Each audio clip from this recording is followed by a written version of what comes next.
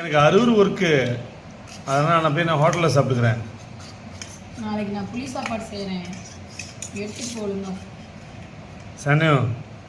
சான்வி பாரு சான்வி, இப்போ நாளைக்கு நான் புளி சாதம் காலையிலே செய்கிறேங்க. என்ன பண்ண மதியானம்? ஆமாம், நாளைக்கு எனக்கு Arur work, manager work. So நான் செய்கிற சாப்பாடுலாம் என்ன பண்ண முடியும்? அவருக்கும் சேர்த்து தானே செய்யறேன், 3 பேருக்கு தானே சமைக்கிறேன் நான். அப்ப அது வேஸ்டா போகும்ல. எடுத்துட்டு போக சொல்லு, எடுத்துட்டு போக சொல்லு. நான் சாப்பிட மாட்டேன், நான் போய் அங்க சிக்கன் சாப்பிடுறேன். போ. என்ன சாமி,